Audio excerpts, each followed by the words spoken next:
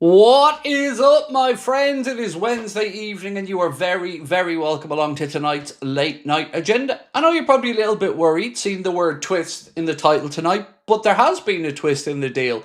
And that twist is the fact that Newcastle can't seem to find a striker. Now, I'm not saying if they don't, it's absolutely off the table, but I'm also not saying that Newcastle don't have other targets. But we have to say they're not doing very well at getting some of these targets over the line. So we're going to talk about the likelihood of them finding a replacement for Isak tonight. We're going to be asking, can Manchester United really afford the deal for Benjamin Sesko? A little bit around the futures of Ibrahim Konate, of course, as well, because I want to have my say on his performance today in the pre-season friendly. We'll talk a little bit about Rio Ungamoha, excuse me, as well as Mark Gay and lots more. So appreciate you guys joining me. And look, I've been spending the day going back and forth with people trying to find out the likelihood of the Isak situation. Will he join if Newcastle don't get Sesko? What are Newcastle's other options? And how far has he dug his heels in at Newcastle? So I'm going to do my best to unpick all this information for you over the next 90 minutes or so. Thank you guys for joining me, and apologies again that I wasn't able to do the game this morning, but you know me, it's just a little bit too early for me. So I watched it when I got up, and I guess that's probably a good place to start tonight. I want to say Rio, wow. Absolutely phenomenal. Was he a little bit greedy on one occasion? Yeah, he was. But I think Arnold will coach that out of him. He mentioned it as well in the post-match press conference. So certainly some moments there for young Rio to reflect on. But he did get his goal, and a wonderfully taken goal it was. Picking up the ball, running at the heart of that Yokohama Marinos defence, and then slipping one in past the keeper. On top of that, want to speak about Ibrahim Konate if I can, because from watching the game, my fears about Konate are still the same.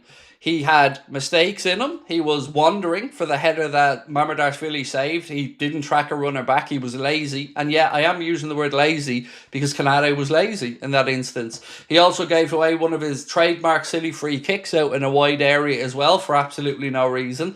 So a little bit to worry about there, because he needs to work harder. You're not going to stay in this Liverpool team if you're allowing players just stroll in behind you. And on top of that, one more little bit of critiquing, I guess, before we get stuck into the transfer talk, was the situation with which one am I going with this one? Sorry, critiquing. Sorry, I'm going through my list here in my head. What's the other critique I had? Konate done. Numoa done. There was one more bit of information that I wanted to get through from the game that I wasn't quite happy with. It'll come to me in a moment's time. Good win for the Reds, though. Nice to see. No new injury concerned, which is good as well. McAllister getting some minutes is a positive. Ekatike's first 45, kind of a mixed bag. But yeah, there was lots of positives. But oh, yes, now I remember. Darwin. Darwin. So, remember when everybody was saying Núñez looked sharp, Núñez was brilliant, Núñez banging in goals in pre-season? Well, I'm sure the same people will have seen the 6-yard sitter that he missed today as well. Again. So, that was something that just made me kind of shrug my shoulders and go, oh, he's at it again. Missing from 6 yards. He shouldn't have been missing that. Should have been burying it. But either way, Craig, you don't look worried about the Isak deal, so I'm happy. I'm not worried. Look, there's lots of obstacles still to go over. But my main concern with the Isak deal is Newcastle's inability to get a signing. And it's shocking. I don't know who's dealing with things for Newcastle, whether it's just Eddie Howe, whether they've got somebody else behind the scenes, but they're absolutely shit in the bed on transfer after transfer after transfer. And this is something that we can't control as Liverpool, you know. We're waiting for them to line up a striker, but are we going to wait anymore? That's what I'm not sure of, and that's what I wanted to talk to you about tonight, because some reports over the last few hours have suggested that Liverpool feel they'll get this done regardless, so we'll talk about that as well. Before I get stuck into it though, a couple of super chats. For anyone panicking about us maybe not getting Isak, just go and get Rodrigo because he wants us to. Deals are stacked. It's all gravy.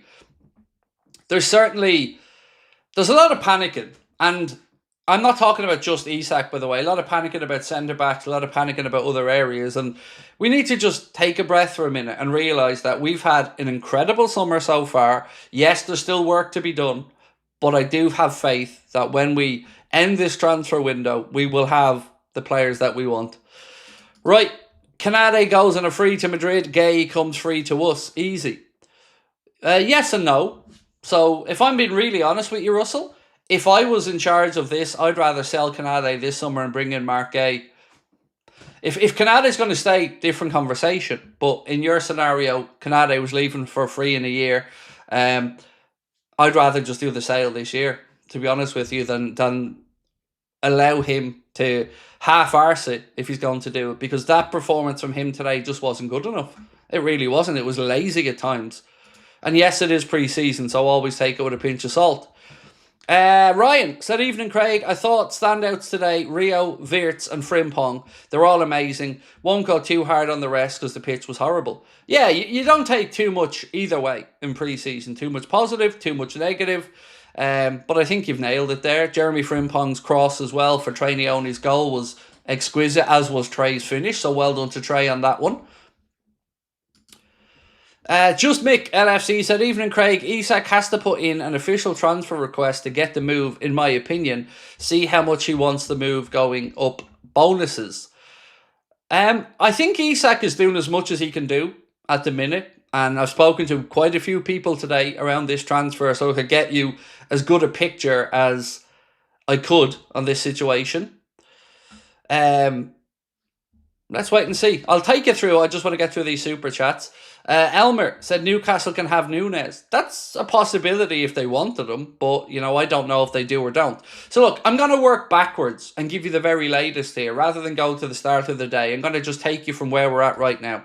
So there's a couple of posts of note over the last few hours that I think we need to keep an eye on. And one of them, and I seen it mentioned by you guys in the chat as well, was Sky Sports' Keith Downey, who of course covers all things up in the north for the likes of Newcastle, Sunderland, stuff like that. So this is what he was saying tonight about the Isak deal to Liverpool. I fully expect if Liverpool come to the table with a big offer that Isak to Liverpool will get done. I still think they'll end up doing a deal for around £135 million, something like that. Now, if you add into that, we have Craig Hope, who said, if Newcastle miss out on Sesko, an alternative will have to be identified before an exit for Isak would be considered. Deals are active for both Sesko and Brentford's Johan Visa, and Fulham's Rodrigo Muniz has been added to the shortlist in recent days. Aston Villa's Ollie Watkins is another option, especially if Sesko chooses Manchester United.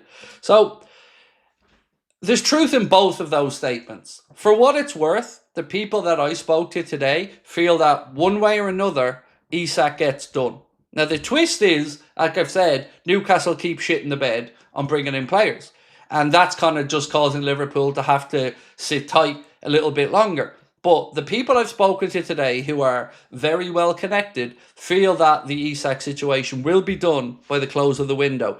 It's just a matter of, is it a last ditch thing in the window, or does it progress a little bit more smoothly if Newcastle get a player in? Now, there was more news that came in just as we were going live as well, coming from sources in Spain. Those news said, according to reports in Spain, Alexander Isak is training with a personal trainer at Real Sociedad's training ground as he prepares for his transfer to Liverpool. Same report said the future of Isak is beginning to clear up. The player who has not travelled with Newcastle to the Asian tour due to discomfort in his thigh, and amid strong rumours about his departure from the club, is in Zubieta, where he works with physical trainer to recover from his injury and continue with his preparation for the start of the season that the Swedish striker seems to be able to do with a Liverpool shirt. So my wife's standing in the door. What do you want? That's your problem. My wife's happy to tell me she got penalty points for speeding again. Again, ladies and gentlemen, again. Now all she has to do is get a job to pay for those penalty points. What is it, 160 quid now for a fine? You got some too. I got mine a long time ago, love. Anyway, sorry. Miss is coming in just to spread more good news to me because, she loves to tell me all these positive updates in our lives. Penalty points and 160 quid. Ouch! Anywho, let's get back to the chat. So, the reports from Spain suggest Isak's moving. The N11 yet. N11, definitely. She was up for a doctor's appointment up in Dundrum today. She had a scan. So she was up there and coming back. And obviously, she couldn't wait to see her sexy bastard husband and just wanted to get home quickly. That's what I take from this, ladies and gents. What was that? That's great. Right, so who's going to pay for the speeding ticket, lads? Hands up in the chat. Who's going to pay for the speeding ticket?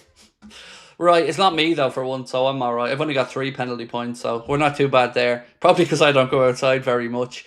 Right, Maddie. Sir, Sabrina, if you want to do the stream, do you want to come in and do the fucking stream, or can I get to work here? Like, my house is silent until I start working, and then all of a sudden everybody has something to say. So, excuse me while I get back to work. Let's keep going. Maddie said, it all depends on whether Newsack? Oh, Jesus, I can't speak. Lads, I'm gone. I'm done. I'm done. Oh, let's go again. Let's go again. Right, so let's pretend that we're all friends here. And let's pretend that I didn't just shit the bed there. Let's go again. Maddie, lovely to see you, bro. How are you? I hope you're well. I hope you're good in yourself. How's your wife, mate? Has she got penalty points? Does she think she's Michael Schumacher like my missus? Right, let's get cracking. It all depends on whether Newcastle get a replacement in. Otherwise, I don't think Isak comes to us. Newcastle won't sell if they don't get a striker in. Yeah, they probably won't. But that's not what the people I spoke to today feel. And I spoke to people who were pretty well connected. And their belief was that it's gone too far for Isak and Newcastle. Regardless of whether this is Liverpool coming to the table, which we know we are. But the person I spoke to today who works in PR is absolutely adamant that we get Isak because of the strain in the relationship between him and Newcastle. I know that there's always a way back in these scenarios for a player, right? No situation is ever unsalvageable. But it really doesn't feel like Isak wants to salvage the relationship in that situation. So, yeah, there we go. Right, Rio was more exciting than Raheem was. Rio was brilliant today. When he scored that goal, he was nearly as fast as my missus going down the N11. Sorry, couldn't help myself. N11, the motorway, by the way, she got caught speeding on. Rio's more exciting than Raheem was. His control at speed is scary for any opposition right back in the league. He's very good, but he does need to work on a few little things like Arna mentioned. He was a tad bit selfish on one occasion where he turned the defence inside out. Did get a shot away that the goalkeeper saved, but you could see that there was a square ball on from that he probably should have played. That pitch was shocking, by the way. Absolutely shocking. Husker22 Chad, how are we, dude? Said, hey Craig, watching from Omaha, Nebraska, the home of Bud Crawford. We love that. I noticed our corners weren't great. This is one time I missed Trent Alexander-Arnold. Did Wirtz take Leverkusen's corners? I know I'm being picky. Love what you do. So, look, we've a lot of things we're still working on. And set pieces. I'm more concerned, to be honest with you, mate, when we're defending a corner than when we're up the other end. It's, we seem a little bit lackadaisical to me when we defend corners. But, and I'm also going for Bud Crawford to beat Canelo, for what it's worth. I don't know if he took Leverkusen's corners, though. Somebody in the chat will be able to tell us. I don't know who took Leverkusen's corners, but I'm sure somebody in the chat knows the answer to that one. And thank you, my friend, for being in with us again. My missus lives in another flat. It's much more pleasant that way. Love the show. Lucky you, Lance. Lucky. I can say that now, bravely and boldly, knowing she's gone to the shop. So yeah, lucky you, dude. Lucky you. Maybe that's something to think about for the future, right? Single beds, extra flat. What's the difference? You can give players a break for fitness and timing, but not attitude. That starts now, and Canade hasn't looked at it for me so far. I'm glad you brought that one up. Do I rate Bud Crawford? Oh, incredible. I remember Bud Crawford going all the way back to when he was fighting Ricky Burns, like when he was much, much, much lighter weight. Terence Crawford, to me, is an absolute master of the art, and I'm really, really, really excited to watch that fight. Anyway, to get back to footy. I agree, Martin. And I'd be interested to ask the chat what they think about it. Because I watched the game back after I got up. I recorded it from LFC TV and watched it. Then I rewatched the highlights of it on the All Red app just to make sure I hadn't missed anything. And Canade stunk. That's the only word I can say. Too many things again. Laziness for the chance that Mamardashvili made a good save to his left side. Didn't even bother his arse to try and track the runner. Not good enough. Like I mentioned, giving away soft free kicks wide. So yeah, I think his attitude hasn't been the best in pre-season, but maybe others feel differently. Liz, is anybody concerned Isak isn't training? He is, Liz. He's doing a personal program over at Real Sociedad's training ground with a fitness trainer. But yeah, it's not ideal if he's not doing ball work in and around other players as well. But I guess, this is what happens in these big transfers. If he's trying to force a way out, and Newcastle's still hiding behind the thigh injury, which is absolutely hilarious considering they did a scan and nothing came up in the scan. Mrs. coming in like bad news, James Pearce. Oh, Elmer, who you telling, bro? I'm sitting here thinking, right, she's home safe and sound because I heard her come in the door when I was starting. And then she's standing in the door and I'm thinking, right, either she spent a load of dough, I've done something wrong, or something's up. So I was hoping it was I've done something wrong because that usually costs me the least amount of money. But it was not. It was her getting speeding points. But it's really funny because we only spoke about it the other day and she was bragging that she had none. Now, there you go. So what we take from all of this, ladies and gentlemen, is don't go to hospital appointments up in Dublin. Or maybe stick to the speed limit. I don't know, one or the other. Ryan said, a fine, one less Adidas kit for you, mate. No, Adidas kit's workwear. Workwear, mate. That goes to the company. That's my uniform for work. So no, that has nothing to do with her. That's family money. That's different money altogether. Right, let's keep going. So, who wants to talk net spend for a minute? Because somebody posted this up earlier on, and I wanted to draw it to your attention. It's the 2025 net spend so far between Manchester City, Arsenal and Liverpool, and it includes the money that Liverpool recouped today for Luis Diaz, and I'll move on to speak about Lucho in a moment. But Liverpool have a net spend so far of 136 million in 2025. Now, that's not just this window, that's including the winter window as well. £136 million net spend for Liverpool. Arsenal, the club who are cry arse and that we're spending a load of dough, £196 million net spend so far for Mikel Arteta's bridesmaids.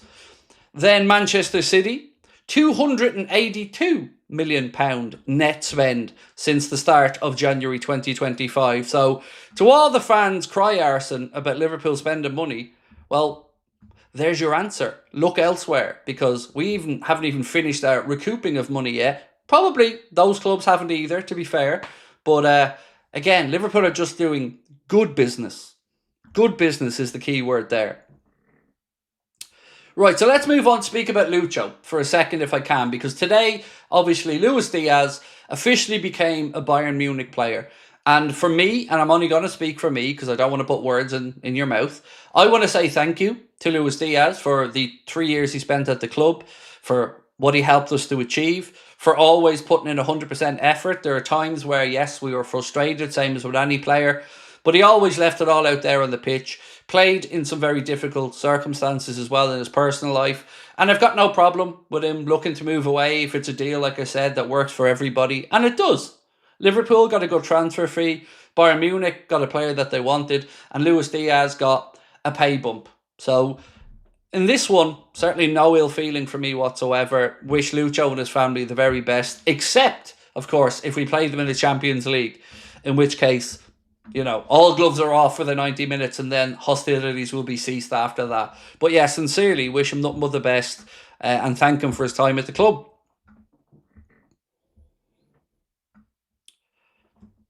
And I'm sure you guys probably echo that, but I did want to put words in your mouth. Right, let's keep going. Where are we? This one from Russell. This is a bit random, but I think it is mad folks in the Republic of Ireland can just drive about while they have learner plates up. We can't anymore. We can't. You have to have a fully qualified driver with you. When I was starting to drive, on my 17th birthday, I went up, did the paperwork for my licence, got a little slip of paper, went out to Bray, to AXA, where we used to be PMPA in Bray, paid for the insurance that got my dad's policy, and I was driving that night. And I mean, literally, I was out on the road that night. But my daughter is now, we bought her first car last month, and or it was earlier this month, actually. And she's on a provisional, but she has to have a fully licensed driver in the car with her at all times. So, yeah, those days are gone, to be honest, mate. And my dad, actually, gone back even further. There was such a backlog for a waiting list that my dad didn't even have to do a test back in the day to get his full driver's license. They just give it to anybody who was on their third provisional or something like that. It's mad how times have changed. Cal said maybe Newcastle can get Andy Carroll back at centre forward. No, he signed. Was it Dagenham and Redbridge that Andy Carroll went to? And I think he got a bit of a stake in the club as well. David Smith said spot on about Diaz, Craig. I think he'll always get a great welcome back. I think so. Look, I never judge anybody for wanting more money in their lives, and Diaz didn't get toxic. It could have if it dragged on a bit longer, but it seemed like, listening to Max Erpel, who spoke about the negotiations with Liverpool being professional and pleasant, it's just a deal that worked for everybody. So yeah, I agree. Wishing Lucho the best for the remainder of his career. This one. Zoshim said, Craig, I think Newcastle need the Isak money. They do, yes, to some extent, but they can balance it out, because if let's say they went out, they don't need money because their owners are poor. Like, let's be honest, Newcastle are very, very wealthy owners, but they need money for the PSR wiggle room. And that's where we can help out. And also, if they did go out and buy a striker, it wouldn't negatively affect them knowing that then a few weeks later, whatever, we'd buy Isak. So it's not what's stopping them. What's stopping them is something I spoke about the other night, which is Eddie Howe having too much on his table. I don't know who's negotiating these deals for Newcastle, but they're absolutely shite at it, and they need to get somebody in who knows what they're doing, because they are missing target after target. And whilst the Sesko situation hasn't been fully resolved yet, certainly plenty of reports tonight to suggest that he prefers a move to Manchester United. But can United make the numbers work? Because that's the most expensive deal of the few forwards that United are looking at. And can they make those numbers stack up and still be within the PSR? I don't know. Don't know United's finances well enough. But so what's left on the table if they lose out on Šeško? Well, we've spoken about the guy from Munich, from Crystal Palace. We know that they've got the Nicholas Jackson as an option. Visa is still an option, depending on how Brentford act over the last few weeks. So there's still options there for Newcastle, but certainly they're going down through their list now, and we're moving into, are any of these really marquee signings that you can, to use an NFL phrase, that you can franchise a quarterback to? I don't know. Sesko probably could have been that guy. Jackson? I don't know. And also keep an eye on the situation for the young striker at Chelsea, Mark Gue. Is that his name? Guiu or something? Talk of a possible loan there to Sunderland, which may have some ramifications for a potential loan for Jayden Danns there.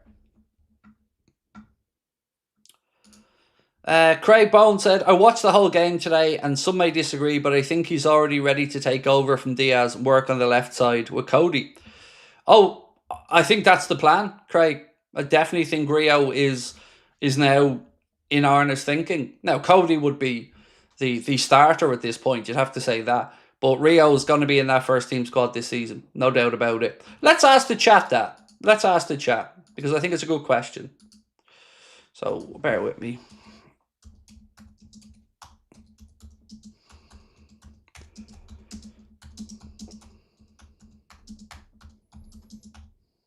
Okay. Right, so I'm going to leave it simple. Is Rio ready to be a first team regular? I think that's the easiest way to word it.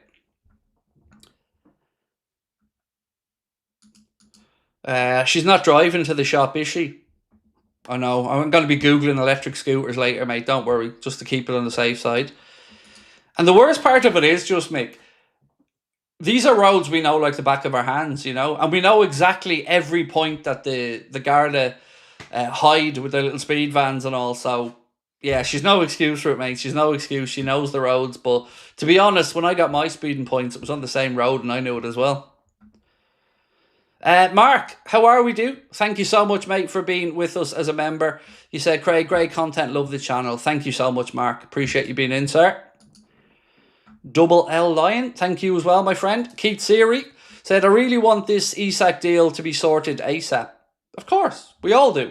But we're going to have to just sit back and let the market unfold for a little while. What's really starting to freak me out, if I'm being honest with you, is the centre-back situation.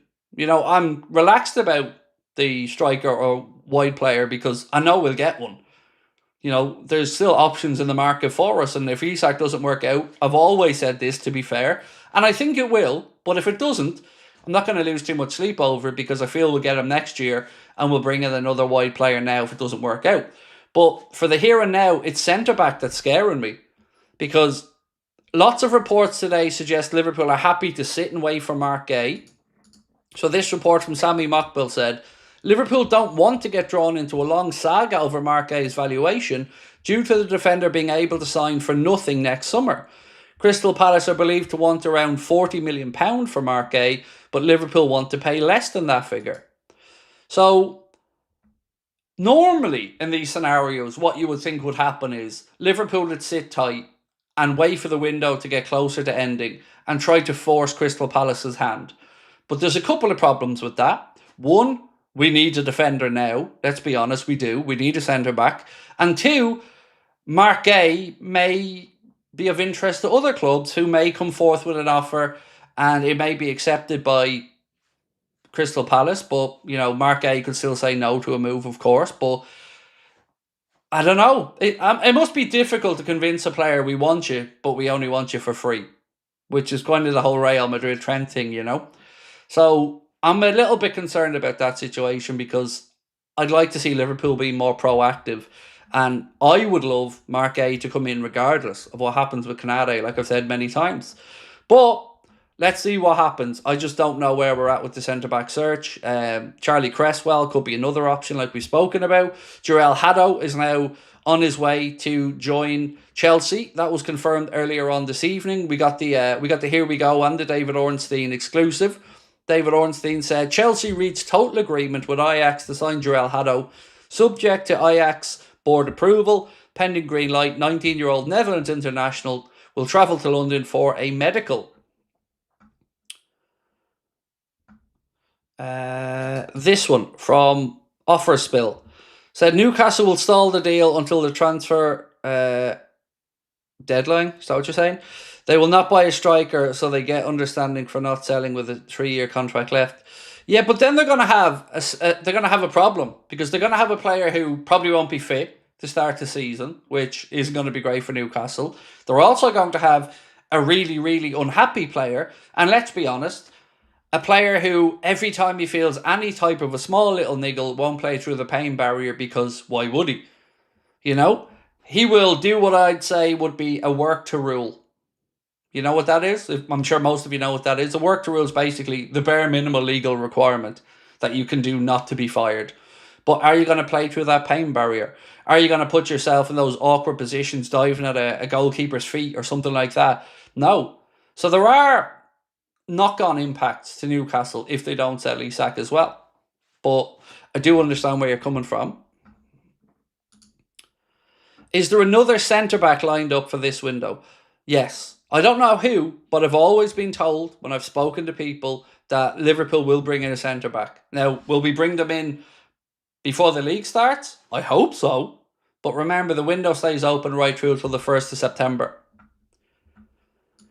Ryan, how are we, sir? So Newcastle shorten strikers and midfielders. We give them Nunes and Harvey, plus 30 million for Isak, and we'll be helping them out. So for the first time today, when I've spoke to somebody about Isak, the name Darwin did come up. Now, I can't tell you if Newcastle have any interest in Darwin Nunes or if Darwin Nunes has any interest in Newcastle. That I don't know. But it's certainly something that we would be open to. You know, that's all I can say on that one. But there are other options there for Newcastle, but are they really sexy options? Champions League options? They've missed out on a lot. Lindelap gone, Ekitike gone, Sesko up in the air. Visa, they won't sell at the minute. Ollie Watkins is still there for Newcastle as an option, but again, it's not a long-term option that you would, pin the club on, is it? Or have as your star boy to pitch around the world? So let's just hope that Newcastle can get moving on something. Nicholas Jackson, maybe, I don't know. I can't understand why Sesko prefers Man United rather than Newcastle with having Champions League football. So, from trying to read into this today, and I was doing a bit of reading up on it,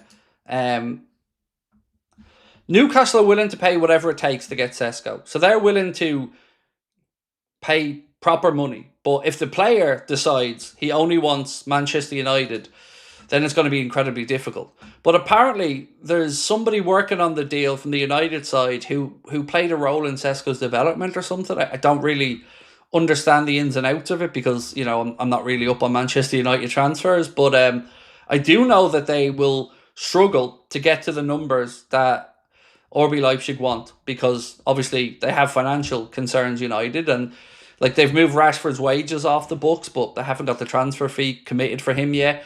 Garnacho, what's going to happen there? So yeah, let's wait and see on it. But I don't understand it either. Now look, of course United are a bigger historical club than Newcastle. Nobody's trying to say otherwise. But right now, I feel if I was a player, I'd go to Newcastle over Manchester United in a heartbeat. Russell said Diaz was 19th best paid player in the squad. He had the right to say no. See, that's just not true. It's just not true. Pepe Sierra put out that bullshit to try and make the case for Diaz as his compatriot. But it's not true. He was not the 19th best paid player in the squad. Again, don't do dirty work for other people, mate. Luis Diaz earned a pretty good wage, all in. Now, was it the 140 that the club briefed? Don't know. But he wasn't as badly paid as others think. And he also turned down not one, but 2 contract offers from Liverpool. So, like I'm saying, I've no problem with the deal. It's a good deal for everybody, but I'm also not going to sit here while our own club gets rinsed with misinformation. Again, Russell, no dig at you, bro. I know where you're taking that from. And Pepe Sierra, I even mentioned how annoyed I was when he said that at the time. But either way, look, it is what it is at this point, Russell, my man. He's not a Liverpool player anymore, so I guess we don't have to go back and forth about it. Matt, thank you, bro. Eddie said, we're not getting Mark until next summer. Why are we going to do for a centre-back? Or, sorry, if we're not getting Mark until next summer, what are we going to do for a centre-back? So, what's difficult to know at this point, Eddie, is this a negotiating tactic from Liverpool, for Mark Gay? Letting it be known that they're willing to sit and hope then that Crystal Palace's price drops. So, let's play this out for a second. Let's say as Liverpool, that Mark Gay only wants to come to you, and whether it be now or next summer, Mark Gay would be committed to coming to Liverpool, just for a second. Then Liverpool have an ace up their sleeve where they can sit a little bit tight. They can say to Crystal Palace, we're going to get this dude. It's just a matter of this summer or next summer. And we are willing to pay you a transfer fee, but we don't want to pay you as much as the 40 million you're offering. So in that scenario, if Liverpool end up with Mark Gay, happy days. But there is another version of this where Spurs, Newcastle, somebody else could come in, convince the player. And it is a World Cup year after all as well. So, it's not cut and dry, Eddie. But again, I'd be apoplectic if we went into the season with Canade without a new contract, Virgil, and an injury-prone Joe Gomez. I know we have the likes of Endo who can cover at centre-back, but let's be honest, they sold Kwanzaa, they need to go get a centre-back, and a good quality centre-back at that. So anything less than that, Eddie, and I think everybody is within their rights to feel frustrated. But I do feel it'll happen, and I do think we just have to bite the bullet a little bit because we've had a great start to the window. And yes, there's been a quiet little period over the last few weeks other than Ekatike, but we've also been over in Asia for the pre-season tour. So, and the Adidas stuff, of course, coming up on Friday as well. J67, welcome to Anfield Agenda FC. Appreciate you, bro. Right, so we asked you, we'll let it go a little bit longer. Is young Rio ready to be a first team regular this season? If you haven't voted, please do. Right, let's keep going. Matt said, Rio not ready. Consider the competition. Ibu is terrible in the heat. Good, we need them 90. So I'm not just basing Rio's performance today on the reason I'm saying I think he's ready. I also, Matt, don't think he's ready to play week in and week out. But look at other young players. Yamal as an example. Let's look at Odegaard when he was that age. Sometimes a player is just good enough. And Rio turns 17 next month. And I think you'll see him play in 25 to 30 games this season. Some of them maybe from the bench. But the reason we sold Diaz is because we believe he's ready. And Arne Slot has been looking and training with this kid for quite a while now. Sees him on the training pitch day in, day out. You can even see the reaction from the players when he scored. Salah and Virgil know the dude is something special. So I totally understand where you're coming from, but I'm not basing my opinion, Matt, just off today's performance. Although the goal didn't hurt.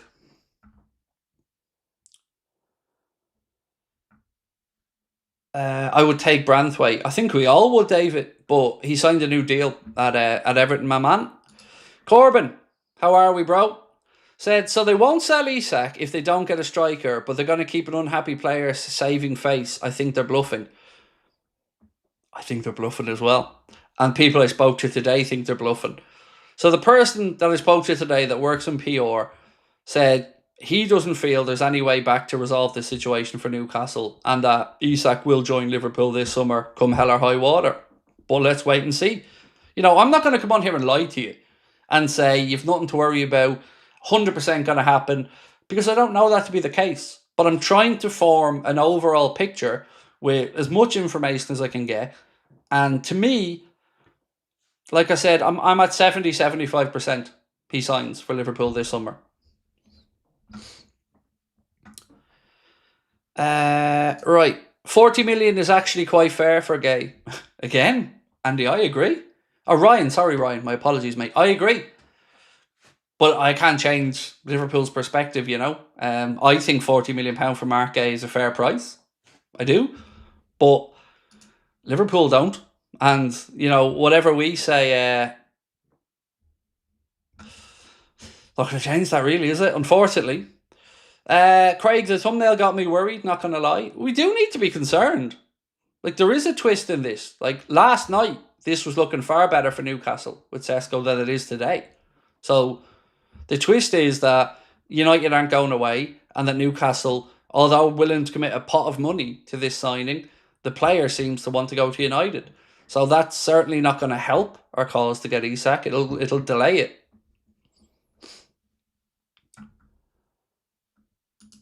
Right, let me drop back in. Right, we're nearly at the 2,500 votes. So as soon as we get there, we will knock the Rio vote on the head. Next up, this one from That One Friend. What do you think about the new signings? Anybody else? So the signings that we've made so far, absolutely delighted with. Anybody else? Yes, I want at least 2 more, potentially 3. I want a centre-back, probably 2. And you know what? I think I've seen enough now to say that Trainioni's ready as well to be in and around the team. Don't know if Arne wants to utilise him maybe on the front foot a bit more. Perhaps not a natural deeper line player like Ryan, but he's bulking up a bit. And every time I've watched him play in pre-season, he's scored or gotten very close to scoring. And I love that about him as well. And I can see the physical difference in Trainioni. So keeping him around. I don't know what's going on with Bajcetic, but I'm okay with midfield. You know, I'll never push back against anybody who wants another DM brought in because I totally understand where you're coming from. But it's centre-back that's the area of concern for me as a Liverpool fan right now. Because we know what we want to do up top. We know we want Isak. We don't yet know what we want to do at the back other than we're happy to wait for Mark Gay. But that's not going to help us out this season, is it?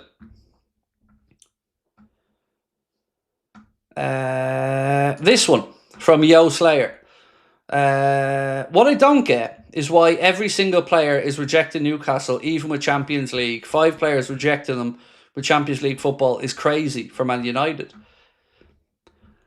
look, United, like us, will always have pulling power. They are a huge global club. One of the 5 biggest clubs, probably one of the 3 or 4 biggest clubs in world football. No denying that. Even as shit as they were last year and with no European football. But like you, I'd look at it and think, if I can go to Newcastle and do well up there, you're going to be a hero. And look, I'm not saying you wouldn't be at United, but United also have Cunha and Mbomo who want to come in there and make a difference. I'd go to Newcastle over United at this moment in time, but that's just my opinion as a fan. Doesn't really matter what I think. Sesko seems to want to go to United. So if United can get the financials together, let's wait and see what happens there. But I still don't think it's going to be straightforward for them to get an agreement. They're hoping, United, that they can pay probably a bit more for Sesko, but get it on more favourable terms over a period of time that they could kick the can down the road a little bit further.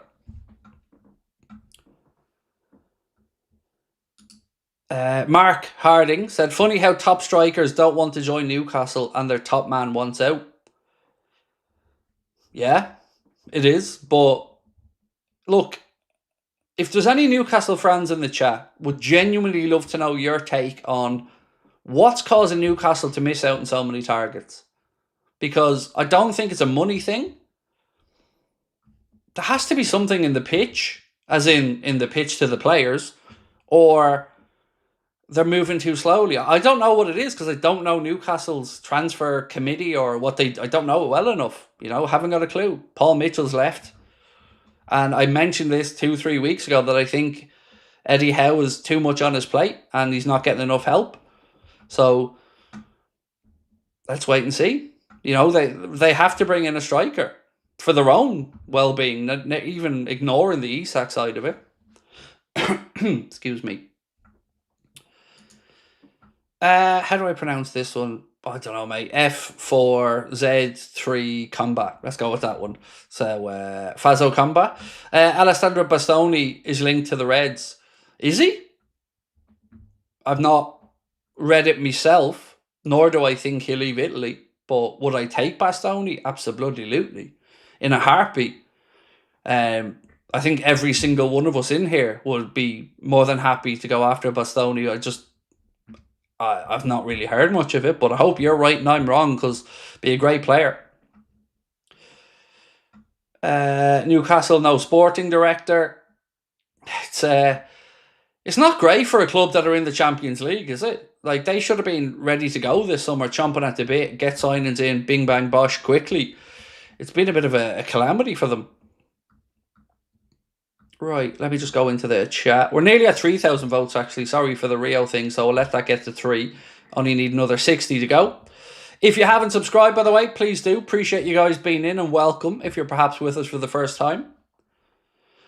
Lukeba is a great show, Evans away, but it's the price, dude. Like, the last time I'd seen a price around Lukeba, you were talking 70 million euro. And I don't think Liverpool want to spend that much money on a defender.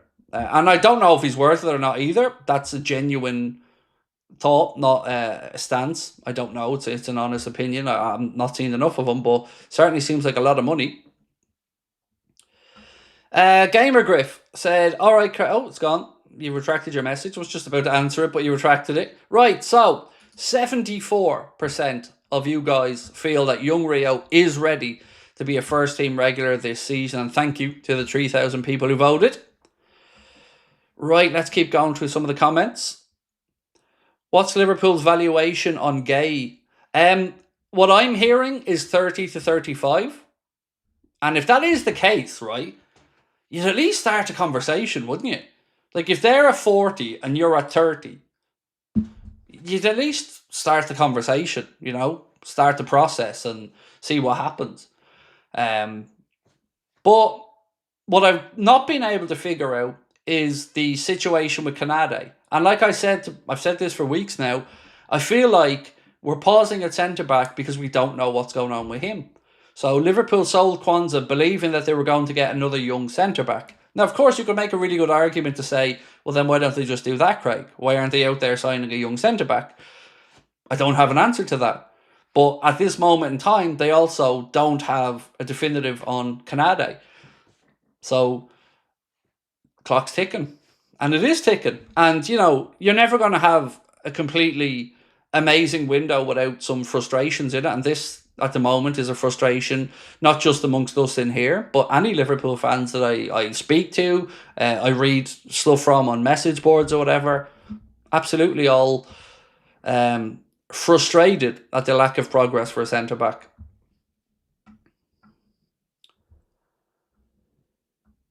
Right, let's keep going. Done that one. This one, Craig Bone. Thank you, mate. Appreciate you. Harvey Miller said, can we put some respect on Endo, Fab Squad player? I don't think anybody has said otherwise, mate. I think we all love Endo.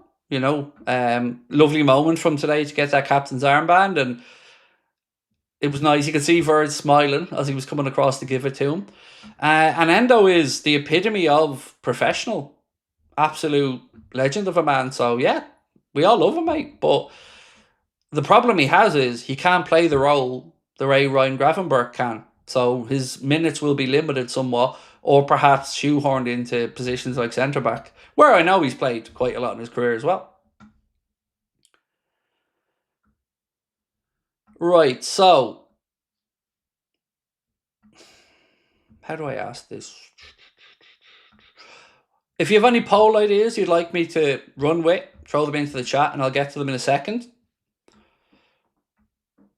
Endo has been the most underrated song, in my opinion. It was lovely again seeing the Japanese fans at 20-minute mark today pay homage to Diogo as well. Where was I at? I've done that one. After today, sell Nunez, even if we don't get Isak. Well, look, mate, I was never moved from the selling Darwin stance. And today shouldn't be used to make a valid and final decision one way or the other, but nor should the goals he was scoring in the other games make him salvageable either. He's just not good enough. And we've seen today a little flash of Darwin, 6 yards out, side foot, tap in, and he puts it wide. So you've seen the good and the bad of Darwin in pre-season. But ultimately, the word inconsistent still pops into my mind. This is easy, isn't it? Nunez for Isak plus 70, 80 million. If Nunez wants to go to Newcastle. We can't forget about the players in these scenarios. I don't know what Darwin wants. There's still some talk of Juventus, although they're looking for Randall Kolo Muani as their number one target. There's still, obviously, the Saudi Pro League offers, which will be forthcoming. But I'm sure if Darwin wanted to go to Newcastle, from our perspective, if that opened the channel of communication for a move for Isak, I don't see why we'd be against it. Just upgrade it to Ultra. Love your work, mate. Thank you, John. Really appreciate that. And we are working on some more stuff for our members as well. Don't worry about that one. And we will have another episode of the Anfield Agenda podcast. We are recording it on August the 5th. So the day after we play Athletic Club Bilbao, myself, Chris, and Steve will be back together for the second episode of the Anfield Agenda podcast. And then from there on out, we'll be doing it every week. King 7th said, is it possible that this GUEHI situation is all spin and in the latest few days of the window we signed a Verts level centre-back? I can't really speak to the second part of it, but the spin part about GUEHI, I tried to discuss it earlier on, but I think the only spin part there would be trying to blag that we're happy to wait and then seeing Crystal Palace maybe panic a little bit and Liverpool feel that they could get a deal cheaper. But I really don't get the feeling that there's an intention to spend upwards of £60 million on a centre-back, let's say.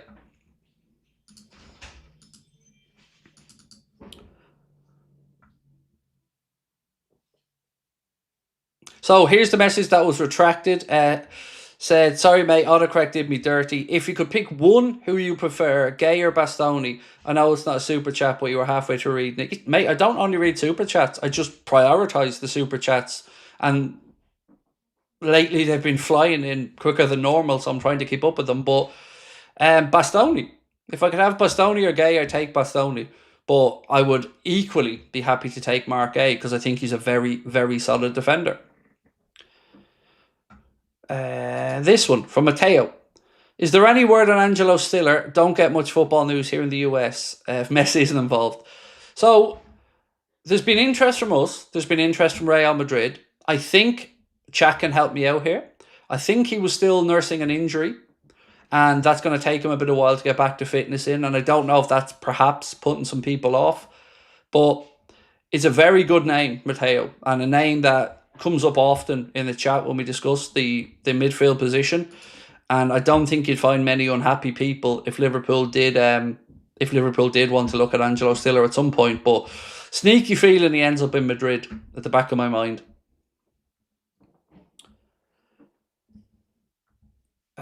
Leach 96. How are we, sir? Said, love this community and I want to talk about Núñez. Does he leave or does he go on loan somewhere? Because I'm not seeing any rumours for Núñez.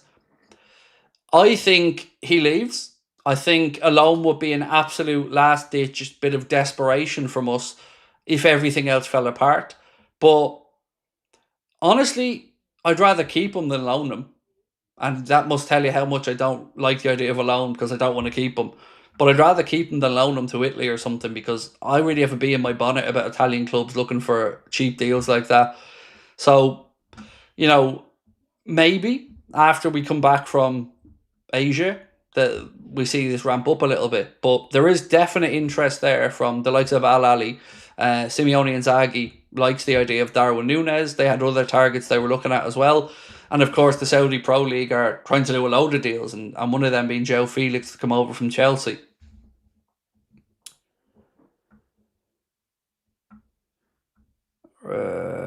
This one from David Sweet said, hi Craig, what's the Isak news?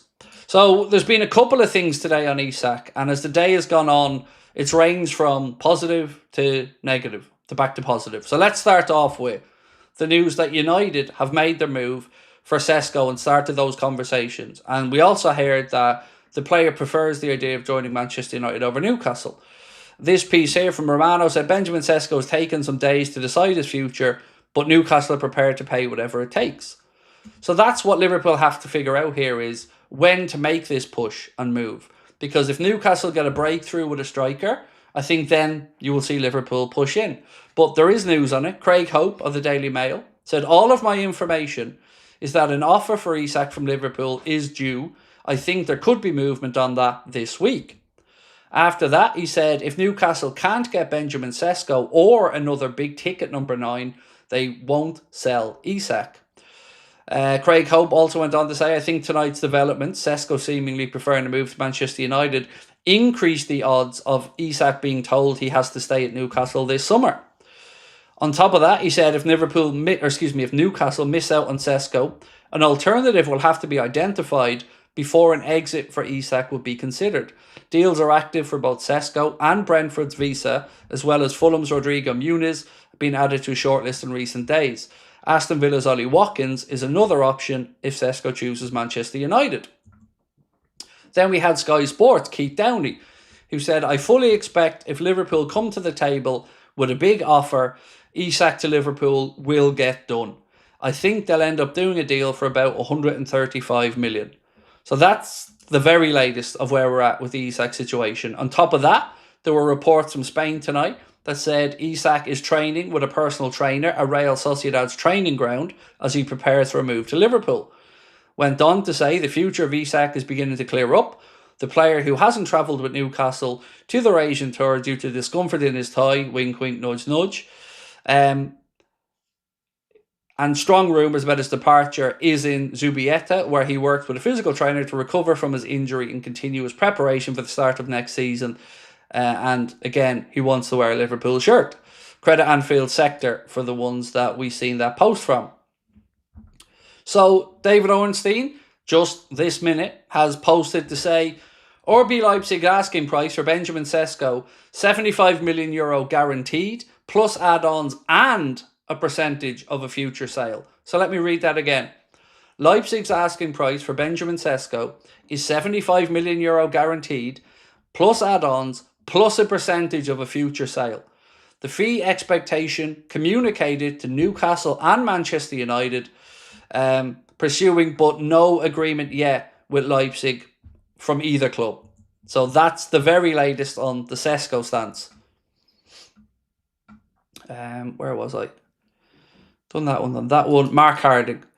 Eddie Howe is not a draw for top players. I don't know. I think Eddie Howe's a really respected coach. Yeah, I mean, I have a lot of respect for Eddie Howe as a coach, and I think in the footballing circles, he is very well respected. But, add that into a club like Newcastle, who have kind of never really had sustained success, and maybe it does cause a bit of a problem to some agents or players out there. I don't know. Fernando said, "Hey Craig, I live in Germany and my brother is working for Adidas. I can send you a free Liverpool shirt if you want." Yes, please. Yes, please. Please. Yes, and thank you. Please, and thank you. Fernando, contact at AnfieldAgenda.com. Please, sir. Please. Free? Adidas? Yeah, still waiting for our Adidas love. It's time for you lads to do your bit in social media and tag Adidas and Anfield Agenda. Come on, it's got to happen. It's got to happen. Trevicon64 said, Newcastle fan, if we don't get a striker, I'd be happy to keep Isak. I'd rather get a new striker in, but we can't be strikerless for the season. I totally get where you're coming from, mate. It would be insanity to go into the new season and the Champions League without a striker. I totally get where you're coming from, mate. So I really hope you get one for our, sake as well. But Fernando, yeah. Did I mention yes, Fernando? VI Joker said, if Newcastle don't get their transfer target sorted out, can see them dropping out of the top four. I don't see them in the top four next season, regardless of whatever happens for them. Like, look at what other clubs have done in this window. Arsenal are going to be top four. Liverpool are going to be top four. City, most likely going to be top four. And then you've got Chelsea, who are signing great depth in every position. Yes, it'll be a matter of can they all gel together and whatnot, but you'd have to put them ahead of Newcastle as well. Spurs, under their new coach, Thomas Frank, if they get some more signings in, they'd be a bit of an unknown quantity. Villa, I haven't really kept track of Villa's window, to be honest with you, so I really don't know how Villa have done in the market. But I would have Newcastle right now somewhere to finish 5 to 8 in the Premier League as things sit.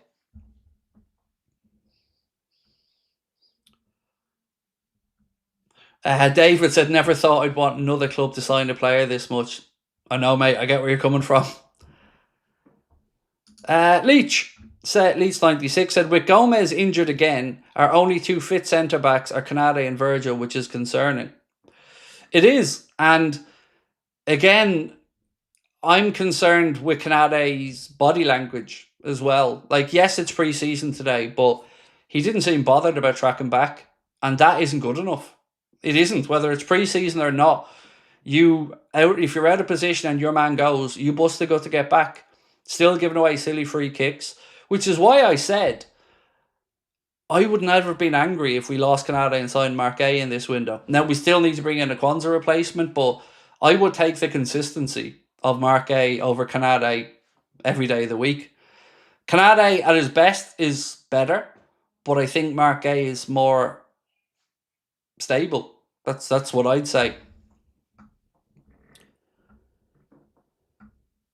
There's so many little things with Canada that strike me as concerning when he's out on the pitch.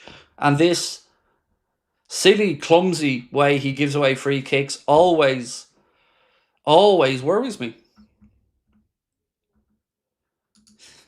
Husker22 Chad said, Frimpong's crosses were spectacular today. He has a gift. I love the partnership of him and Bradley. He was brilliant, and that cross in for Trainioni's goal was top notch as well. Now, it needed a tasty finish from young Trey, but a very, very good cross from Jeremy Frimpong. And I would imagine he's just a joy to have around the club. Every video I see with Frimpong in it, If he's not laughing, he's making somebody else laugh. He's got an infectiously positive attitude and just seems a great lad as well. So really happy he's at the club. Right, bear with me for 10 seconds while I grab a quick drink.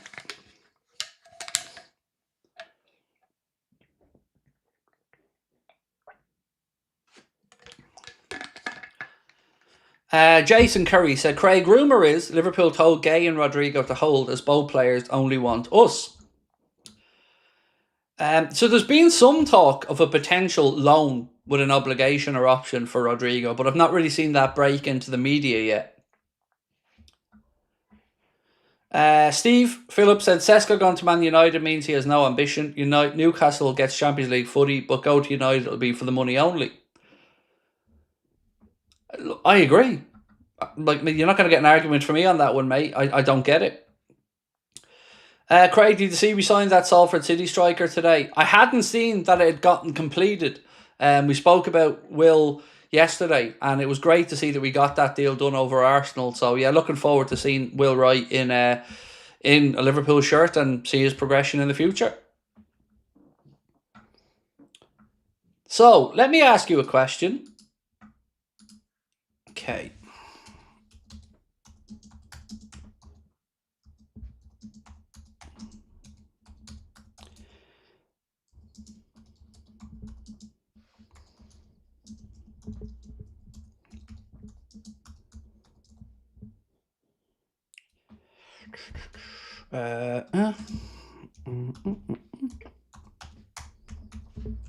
Okay.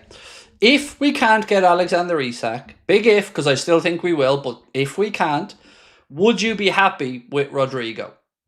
Because I see some mixed responses to Rodrigo in the chat. Some people very much open and happy with the idea. Others, no chance in hell. So let's see what you guys are thinking overall. Where are we at? Footy banter. Isak, yes or no? Gay, yes or no? I couldn't tell you on Mark Gay. Don't know. Isak, I'm 75% yes. So, yes, more than likely. Gun to my head, yes. But Gay, don't know. Because I really think the Canade situation needs to be resolved before anybody is definite on what's going on there. Have I heard anything on Ben Doak? Nothing new, Ricky. Like I've said, keep an eye on the situation with Crystal Palace and Nottingham Forest. Liverpool have a valuation on Doak 20 to 25, and maybe we see some movement in the coming week, but nothing as of today, Ricky, that I know have changed anyway. I know a lot of people would like Ben Doak to be given a chance, and so would I, but unless, like I've said, something's changed since I last got information, the plan is to sell. Who starts, Rio or Gakpo poll? You don't need to do that because I can tell you 100% the answer would be Gakpo, and it's the right answer. Because you can't expect Rio to just come in and be the senior left winger this early in his career. Gakpo deserves the chance. And Gakpo's looked really, really sharp for me as well in pre-season. So let Rio get minutes, and by all means we want to see him progress and get these opportunities, but it's got to be Cody Gakpo that starts on the left-hand side right now. Unless, of course, it's Ugo Ekitike if Isak comes in.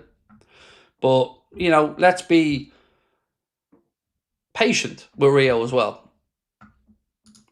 Will said 5k watching, less than 1k likes. Come on, folks. Well, to be fair, Will, it's gotten over 1,000, but I love what you've done there, Will. Thank you. So yeah, come on, don't get Will angry. Hit that like button. Mike said Rio will finish games like Endo does. David Ornstein confirmed Sesko wants United. I spoke about that one earlier on, yeah.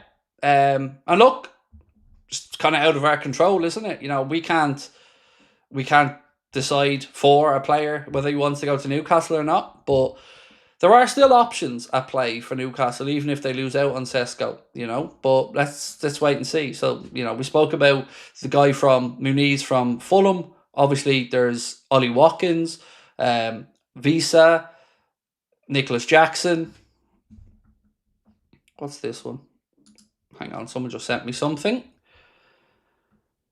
Right, so a report coming from Spain that credit our friends at LFC Transfer Room, they posted to say, at Ciro Lopez, at this moment, we can say that Rodrigo is closer to Liverpool than to Real Madrid. There's already been an approach with the player and he would be delighted by the project. Liverpool have contacted his agents as well as Real Madrid as they are very interested. If an offer of £69 million is tabled, it is possible that he won't even be in pre-season with Madrid. So, again, I would take it with a pinch of salt as it's a report from Spain, but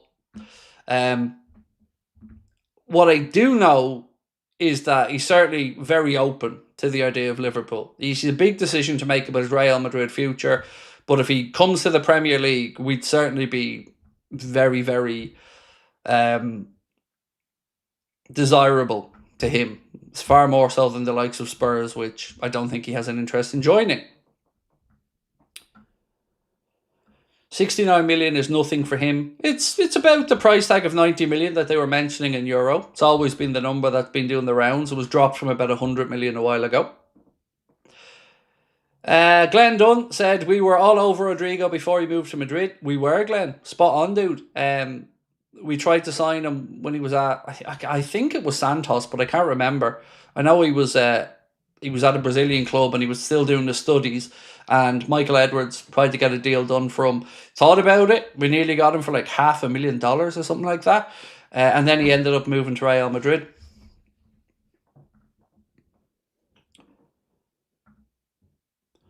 Can never understand why Newcastle have signed Ramsdale and never even tried to sign Kelleher, said Craig Bound. Mate, I said this the other day. It just feels like stupidity. Like, nobody's going to tell me Aaron Ramsdale's better than Kelleher and was absolutely available and is at a great point that you'll get 10 years out of him. I don't understand it. And I don't understand Kelleher choosing Brentford either. That's not worked out well with regards to, obviously, the manager going and then them getting cherry-picked to some of their best players and Keith Andrews coming in, which, yes, has the Irish connection to it, but I'll never understand why Newcastle didn't make that move for Kelleher. It just seems stupid. Ryan said, are you going to do 2 watch-alongs for the Athletic games, seeing as we're playing them twice that day? I'm going to go straight through, mate. Going to go straight through. So, one game's 5, one game's 8. We're going to start at 4, and I'm going to go right through one long stream all the way through both of the games. So, it's going to be a long day, but you know, I hope I have your guys' support for that one because it's going to be fun. Back-to-back games and probably the longest live stream I think I'll have ever done on the channel. So, yeah, buzzing for it. Lewis said, love Núñez, but Núñez looked more like Núñez today. Yes, sir. That miss was peak frustration, wasn't it, of Núñez, Lewis? Now, look, did good things in pre-season as well, and it would be unfair of us not to mention the good things he's done, like the Stoke hat-trick and some other good bits of play. But ultimately, mate, I just want to draw a line under that situation and Darwin to move on. When do Liverpool travel back? I think they're flying out straight away. That, to my understanding, straight back. They could already be in the air, but I don't know that for a fact. But yeah, straight back from what I understand. Laser Sharp said, Isak deal in the balance now due to Newcastle's inability to sign a striker. Rodrigo is still on the radar. So I mentioned this at the start of the stream, Laser Sharp, but there's people that I spoke to today, some in PR, some in football, all think that the situation there is irretrievable with Isak and Newcastle. Even if you took us out of the equation and let's say it was Arsenal bidding for him or whoever, it feels like that there's a breakdown between him and Newcastle. Has our interest added to that? Yeah, let's be adult about this. Of course it has. But there's also what he feels are broken promises, a lack of strengthening in and around the squad. Amanda Staveley not coming through with a new deal for him. Paul Mitchell not coming through with a new deal for him. And also, he believed, again, not my words, other people's words, that there was an agreement that he was going to be able to go this summer. Now, I've seen some Newcastle fan accounts coming up with some absolute lunacy trying to make out like Newcastle are going to sue Liverpool because of destabilising and tapping up a player. Let's call that out for what it is. Petty small club bullshit. Because you'd be laughed out of the courtroom because there's been no tapping up. Every football transfer goes this way. And I don't remember Newcastle being upset when they were talking to the likes of Sesko when they hadn't got an agreement with the likes of Leipzig. So, cool your jets there, Newcastle fans, and calm down this litigious bullshit. You're doing your best Nottingham Forest impression there. And it's just small club mentality, let's be honest with it. Lewis said, not going to lie, I think Newcastle could have a very poor season. I like them as a club, but sometimes the feeling around the club can derail them. Also, Rio and Trey, wow. I've a huge soft spot for Newcastle, Lewis. And, I've been asked many times on the channel over the years, if I wasn't a Liverpool fan, who would I support? And I've said Newcastle. Like the people, love the passion that they have for football. I've nothing but good things to say about Newcastle. But this summer, their business has been shambolic. And I don't know if they're putting too much on Eddie Howe's plate, but they're shitting the bed and they need to get cracking for their own good, regardless of what happens with Isak. Like, even if Isak stayed now, unless Newcastle do some serious business, they're going into this season with, what? An unhappy striker. Yes, they've brought in Anthony Elanga, who's undoubtedly Premier League proven, but Aaron Ramsdale is your number one keeper. I mean, it's not amazing, is it?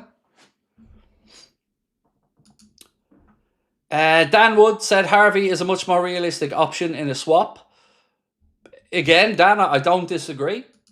I can't speak to what Harvey Elliott would or wouldn't want, nor can I speak to Newcastle's interest and how strong it would be in Elliott. But again, putting myself in Harvey's shoes, Newcastle will be right at the forefront of my thinking. And weirdly, I can also see him in the Newcastle shirt. That always helps me with a transfer, by the way, because if I can't see a player in another club shirt, for some reason in my head, it doesn't compute. But I can see him in the Newcastle shirt.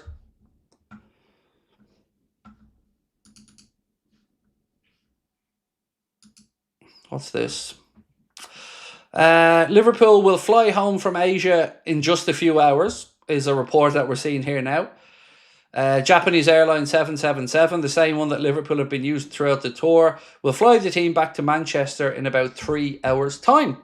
So there we go. Some update on that one. And cheers, George, for finding that tweet as well. And Mark for sending it on to me. Russell, lovely to see you again, my friend. I quite liked Slot's joke about Canada the other day on signing Ekatike. He said, we have at least one French player who can score for us. Yeah, Arna's got a great sense of humour. It's one of the things I've really enjoyed. I think he deals with the press very well. But yeah, he's doing well. I've really been impressed with Arna and how he carries himself. Are you alright out there, Speedy Gonzalez? I'm going to be standing. I'm going to start putting cameras around my house now for the missus. Pretend they're speed cameras when she's walking around. I'm just going to go click, click. Sorry, if you missed the start of the stream, we found out that Sabrina Speed, she's got a need for speed. And penalty points apparently as well. Angie, how are we, my friend? Said, hey Craig, the smugness from United fans already saying that they will stop us from getting Isak. Look, fuck them, Angie. They'll stop nothing. Nothing. They might get Sesko, and fair play to them if they do, but they're not going to stop us getting Isak. Isak's going to be a Liverpool player. It's just a matter of when. Whether it's this summer, next summer, most likely this summer. But United just love to try to insert themselves into the situation to feel relevant. And bless, they have to. Because, they were relegation fodder last year. They've brought in a new manager and sacked off a load of people because they haven't got any money. But yeah, absolutely spat straight back in the face of those same people they sacked by going out there on a spending spree once again. So, yeah, let United fans live in the levels of delusion. They're probably going to tell themselves they're going to win the league this year, Angie. So leave them at it.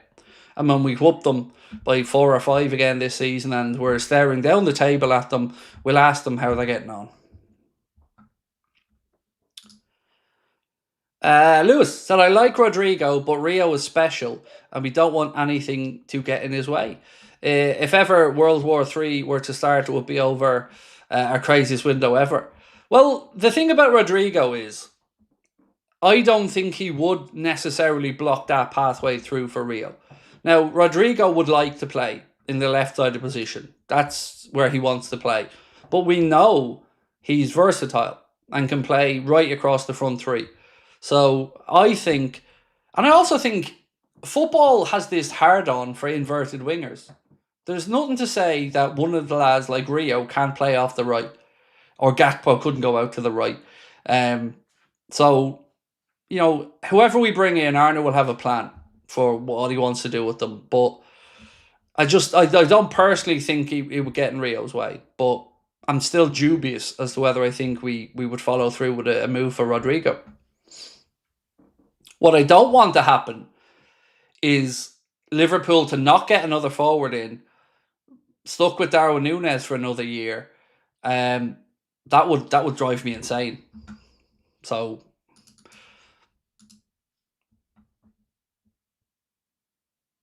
where's this from? So Dave OC Cop said Liverpool are willing to pay £120 million plus add-ons for Isak. The add-ons are individual and team related. Liverpool are hopeful that Newcastle would have a replacement by now. Once Newcastle sign a replacement, expect this to move fast.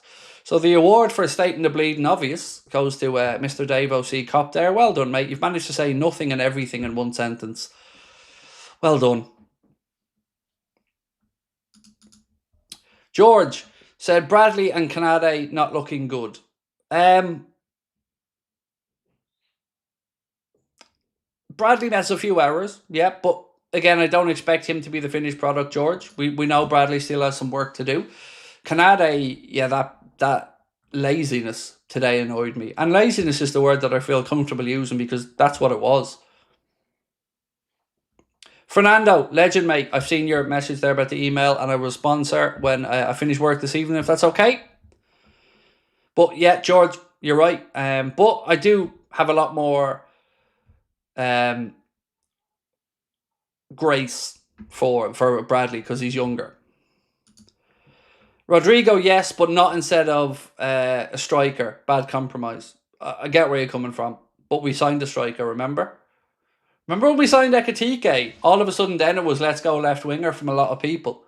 And we said Isak still of Liverpool's interest and I think Liverpool want a striker. But lots of people were like, no, we need a left winger. Now all of a sudden that we've been teased and had our balls tickled a little bit with Isak, everything else is going to seem a little bit inferior, let's be honest. It is. We've got that Isak hard on right now. We don't want to have to break out the blue pills, let's put it that way. We want this to be a natural process. There you go. Hi, parents of everybody watching. Right. I thought I navigated that quite well, though, to be honest with you. So, the question is, if we can't get Isak, would you be happy with Rodrigo? Yes or no? Leach said, I hope everything with Alisson is okay. I know he flew back to Brazil. I have not got a clue what the personal issue is. Like your good self, I hope it's okay. Yeah, I don't know what it is. So even if somebody said in the chat, I couldn't confirm nor deny because I really haven't got a clue. I just hope, like yourself, that everything's okay and that he's back with the team as soon as possible. From what I was able to read, they are expecting him to be back for the Athletic Club Bilbao game. But, other than that, mate, I really don't know what's happening.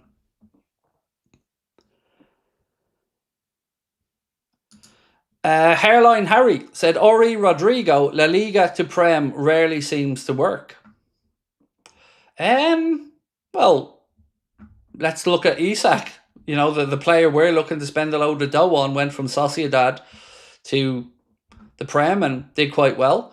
Odegaard came in, relatively limited experience, I would say, but I'm trying to think of some other big moves that have happened. David Silva's come in.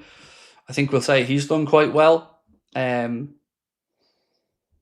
sure there's more big transfers that have come in. Obviously, you don't want to be thrown around the likes of United's wasting of money for Real Madrid's aging defensive midfielders. Rodri came in, as the chap pointed out there as well. Yeah, Rodri came in and did quite well. Ozil came from Real Madrid into the Prem and did quite well. So Aguero, I think Kun Aguero came in from Madrid. Did he? I think he came in from Atleti. Xavi Alonso, yeah. Craig Adams, very good show. Alonso came in, of course, yeah. So yeah, I think there's been plenty. Fernando Torres came in from Spain as well. Diego Costa, Torres, yeah. So yeah, there's just been plenty. I think we can safely say that one. Where was I? This one for Arthur. Said, hi Craig, just got in. In my opinion, if Newcastle sell Isak to Liverpool, it's surely going to be after their match up in week 2. No, I don't think necessarily. I do think Liverpool will keep him out of the firing line that day. And if we did sign him, I would be expecting him to have a similar thigh constraint that he's currently facing right now. So, yeah. I said this the other night, I wouldn't play him against Newcastle, but the chat were far more shithousery than I was, and they wanted him to play. Luis Garcia, yeah, exactly. LFC Spectre. There's been plenty of good players come in. I think we've nailed that one, folks. Well done. We boxed that one off. We can put that in the done column.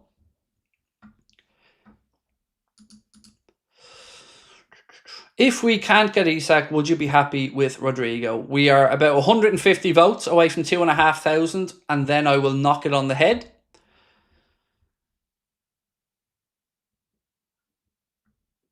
He doesn't have to play, but we have to parade him around St. James. Oh, yeah. I get that one, yeah. Fully bring him in, have the whole fucking Liverpool team bus with Isak's face all over it as soon as you arrive into St. James's. Big him eating a Greg's right on the bus. Love that. That's that. I can get behind that level of shithousery. Where did Reina come from? Villarreal, if I'm remembering correctly. So yeah, another great signing from Spain there, like you've said.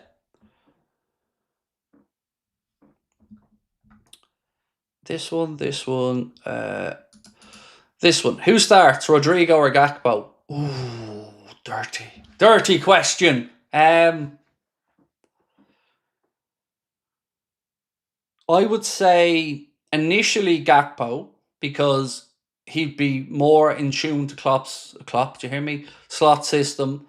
He would probably take to the pressing aspect quicker, so that would take time for Rodrigo. So I'm going to say Gakpo at the start, but halfway through the season, I'd say probably Rodrigo, or even 3 months into the season. But it's a good question, dude. It's a good question. Chat, what are we saying? Who starts? Great question, mate. Thank you. Gakpo looked decent today. He's looked very good in pre-season crispy sesh. Very good. Even in training, people are saying he's looking really good.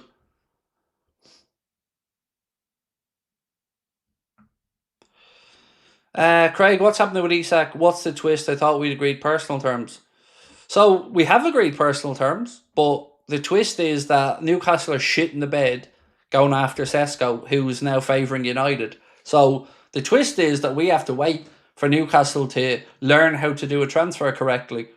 And the wages are agreed. And you don't have to take my word for that. Journalists have been talking about it for the last 2 days. So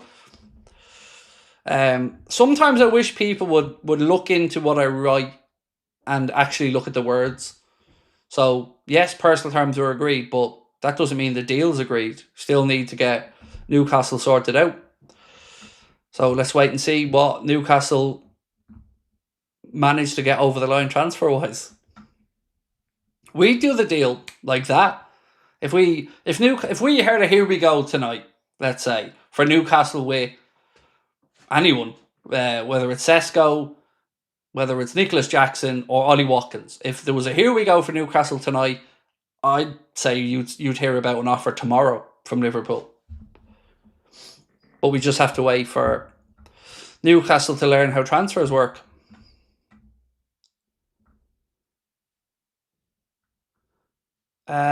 Is Isak and Rodrigo both possible this summer? I'd be very surprised. I would be very surprised. So I would say it's one or the other. But I haven't yet given up hope of us going back in for Fofana, by the way. I haven't given up on that one yet. And with their interest in Tyler Morton, I wonder if there's a deal to be done there for Fofana to come into Liverpool with Tyler Morton going in the opposite way, and obviously some money from our side. Colin said, can Arna control any big egos from the big stars? Well, we won't bring in anybody with egos. You know, anybody who gets to the top of football is going to have, let's say, confidence about them. But we don't have a Real Madrid level of egos, and we wouldn't bring in people who think they're better than others. There was a good line that I heard last night on Sky Sports back pages. I can't remember which journalist it was, but they were talking about Sir Alex Ferguson, and they were talking about Fergie's rule for his players, which is you speak to every member of staff as if they're your peers. So if you're speaking to the cleaner, you speak to that person with the same level of respect that you would speak to Sir Alex Ferguson, your fellow players and the coaches. And I feel like that's a good way of trying to explain this as well. We won't have big time Charlies at the club.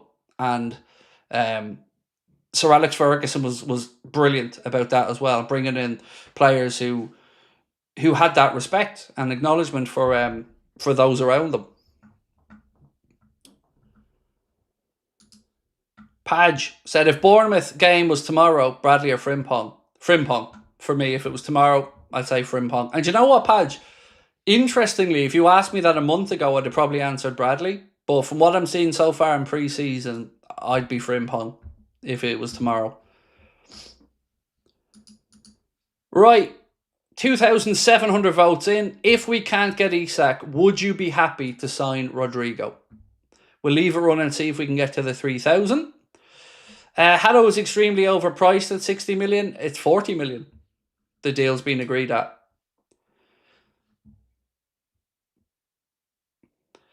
Mark, I have seen them, but I was keeping them for later, mate, for the later video. But yeah, the deal for Hatto was at 40. So David Ornstein said, exclusive, Chelsea reached total agreement with Ajax to sign Jarell Hatto, subject to Ajax supervisory board approval, pending green light for the 19-year-old Netherlands international to travel to London for a medical. I'm sure then Romano had something to say on it as well, and 40 million is the price that I was seeing doing the rounds. 40 million euro as well for Hatto. Lewis, back to you again, sir, and thank you. So many of you guys, by the way, thank you so much for all your kindness with super chats and comments and memberships and stuff. It's incredible, thank you. Lewis said, I never wanted Ekatike, but I think I love him already, and he's not even done anything except seem like a nice, humble guy. I just love them. Quad. Yeah, he's dapper is the word I would use to describe him. He's dapper, and he carries himself well. He's got that air of confidence about him.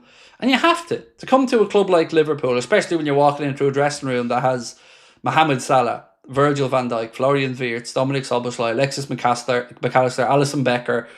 You know, you're going to have something about you, aren't you, to walk into that changing room and feel like you belong there.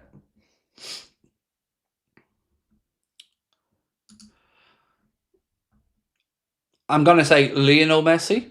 That's all I had to say. But you're going Lionel Messi. I get you. I get you going for the Rio love. I don't want to go too big on Rio just yet. Like, it might take him 4 years to win a Ballon d'Or. So, you know, let's wait and see. Can he do it this year? No. Will he do it by the time he's 25?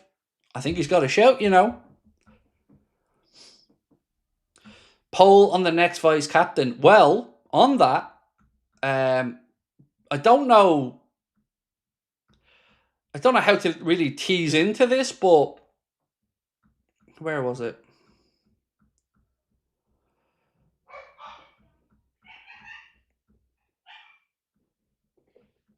There was, I can't remember if it was Lewis Steele or Ben Jacobs, but one of them said they assume Mohamed Salah is going to be the new vice captain, but not based off anything certain.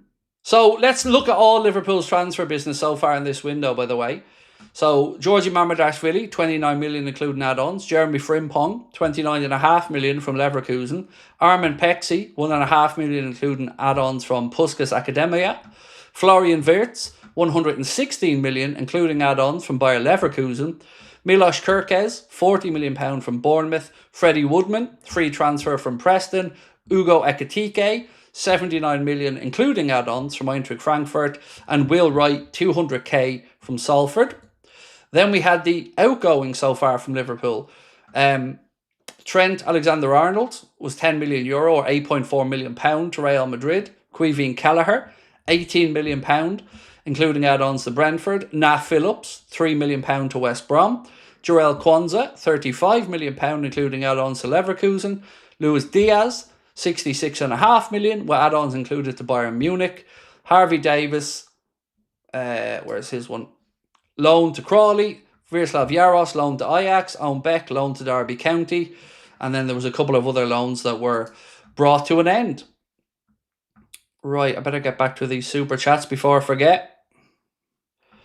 This one from Kyle. Jason LaFleur said, Craig, do you think Newcastle won't announce an Isak sale yet because they don't want the selling club to know they have the Isak money? Well, that Jason, and the fact that they don't want to be without a striker going into the season. So, you know, what you've said makes absolute sense, but I would add into it the fact that they need to make sure they have a striker themselves. Rumours coming out of here in Scotland. Celtic are exploring a loan to buy deal for Stefan. Hope this is not true, but injuries really hampering him. It would be a really good signing if Celtic could make it happen. I would suggest Kyle, he's more likely to go to Spain again, but I couldn't say here with any level of confidence and tell you what I think will happen with Stefan Bajcetic this summer, because I just don't know, and I was hoping he'd get a bit of a pre-season in and we'd see him find his way into the first team, but as of right now, mate, I just don't know what's happening.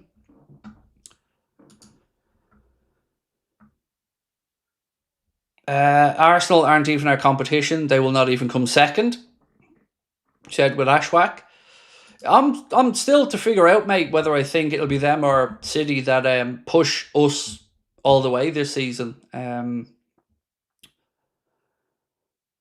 I feel like it'll be Arsenal, to be honest. I think, at a guess, I feel like they'll be our closest. If we win it, I think they'll be closest to us, but I think the league title is only going to be between us, Man City and Arsenal, one way or the other. Chelsea, I think, will have a similar good start, drop off a bit, maybe come back strong at the end. But I think ultimately, when all is said and done, they'll be a little bit off the pace by the end of the season. D-Thug said Isak versus Newcastle because they said we'll get Ekitike and Isak. Well, we tried to warn them. And, you know, I wonder if there's a lot of what-ifs at Newcastle. Now, I don't know where Ugo Ekitike was with the idea of joining Newcastle. I don't know if it appealed to him or not. But they certainly shot themselves in the foot by not saying to Liverpool, right, we will sell you Isak reluctantly if you don't move for Ekitike. But they didn't do that. And we then moved for Ekitike, which, to be fair, the world knew we were going to. And now we're still there looking for Isak, and Isak's making it clear that he wants to come to Liverpool. So they've definitely had an absolute nightmare of a window. And I think only themselves to blame. Lewis said, can't help but feel we're top heavy. Is there an argument meant to say that Arsenal have more balance, and could this make us more likely to win cups? I don't think we're top heavy because I think we're still light there at this moment in time. You know, Diaz is gone now. Darwin will go. Chiesa probably going to go. So I feel like we need to do what we're doing up top. But certainly, I can't argue about being short at the back. I don't buy this from Arna saying we have Grav who can play in that position. We have Endo who can play in that position. Yeah, they can, but that's not their best position. So let's go out and buy the best centre-back that we can get in. And at this point, I just don't know why we're not getting Mark Gay. No matter what happens with Canade, why not have Mark Gay? You can still give him minutes. I'm sure you can say to him, look, Virgil's going to need to be rested. Canade's going to need to be rested. Injuries are going to happen. You will get 35 games this season. And you could make an argument even that he could come in and be part of the strongest pairing with Virgil. But yeah, I just I can't figure it out why we're stalling on this centre-back move. I just can't for the life of me figure out why we aren't moving other than the Canade sitch. Double L Lion said, would not signing anybody else ruin the window? I wouldn't say it would ruin it, but it would certainly take some of the shine off it for me. Because we said it, we had a great start to the window, but we need to finish it. And the question that I said I'm going to ask myself at the end of the window is, one, have we improved? Yes. But have we covered every position? No, we haven't. And we've weakened ourselves intentionally at centre-back by selling Kwanzaa. I don't think we ever replaced Joel Matip, so I always felt we were still a bit light there. Gomez, you can't go into a season expecting him to be fit for all of it. You know, with the best will in the world, you can't. Look back at history. So we're definitely light at the back. And if we don't sort that out, I won't be happy going into the season. I'll be happy with what we have done, but I'll still be angry about what we haven't done. If no one else is trying to get Fofana and just letting Everton have a free run, surely they can't be that good. Well, Everton aren't really having a free run because the player wants Champions League football and he's stalling over the idea of going to Everton. Liverpool know the kid would love to come to us, and if he doesn't want to go to Everton or we're stalling, well, that definitely gives us more time. With regards to others being interested, well, there is definitely interest from other clubs, but I can't tell you why a bid hasn't come in yet. So let's wait and see. You know, you could make the same argument about, let's say, I don't know, Mark Gay right now. You know, it seems like we have a free run at Mark Gay, but I know for a fact that Spurs are interested, Newcastle are interested, but nobody's yet put their money and cards on the table. Isak seems a circus. Defence needs the attention. Agreed. Mate, I'm not going to push back on any opinion that says centre-back's the priority. Even the Echo.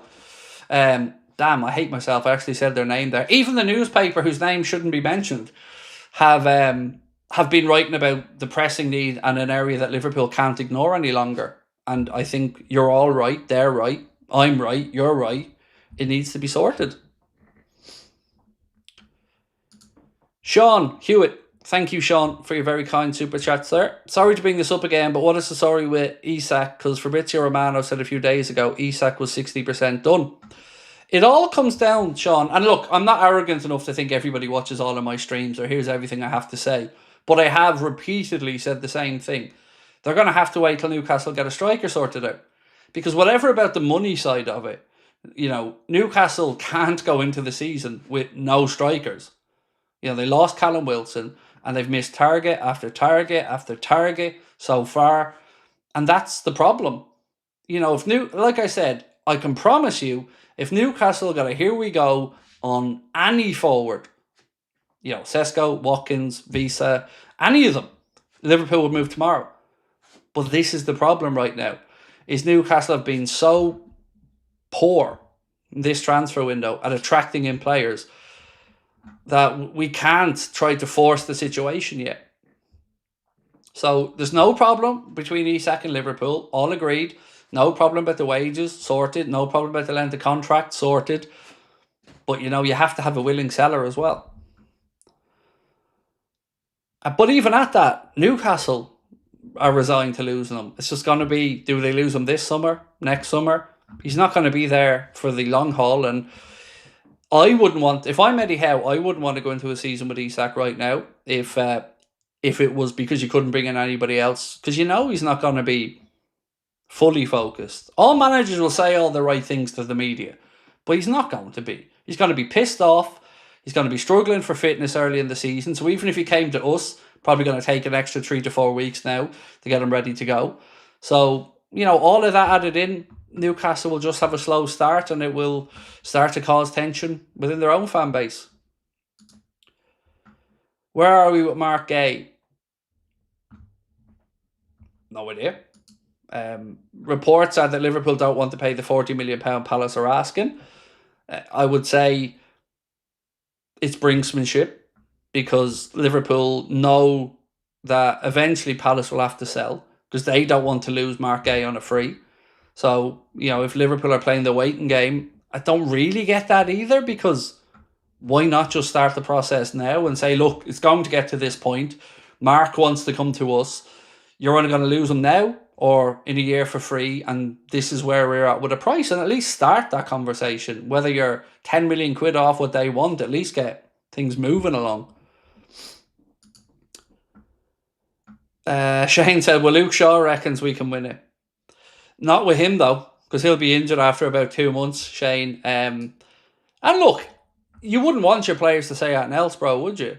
It's a bit mad that from Luke Shaw, but you want your players to be putting out positive vibes going into a new season. Right, so we have gone over nearly 3,500 votes right now, folks, and thank you so much. Can we get to 1,500 likes, though? If you can't, hit that like button for me. I'm going to start winding this stream down in a second, so please nobody send any more super chats. I want to make sure we... I want to make sure that we get through the ones that are here. I have a few left to get through. So let's go with this one from Colin. What would your starting 11 be this season? It depends on the opposition, Colin. Obviously, for the first game of the season, we won't have any Ryan Gravenberch, so he won't be available for us. It's probably something like Alisson, right now, Frimpong, Canade, Virgil, Kirkes, although I might start the season with Robertson to see that Kirkes ease in. Then Gravenberch, McAllister, Wirtz for me, Salah, let's say Ekitike, Gakpo as things stand. But, you will have your own. It's tough leaving out Szoboszlai because, he's a really good player. But that would be my 11 off the top of my head with where we're at now. Ryan said, I've seen reports on X that Newcastle have already agreed to the deal for Isak but want us to not say anything so nobody inflates prices for them. But those posts were then rapidly taken down, maybe instructed to by clubs. I'll look into that, mate. I will certainly look into that over the next 12, 14 hours and see if I can't get to the bottom of that for you by the time we stream tomorrow. Call that publication Voldemort. No, because people call me Voldemort. So I'm not calling the newspaper whose name I shall not mention Voldemort. We'll just call them shit. That works better.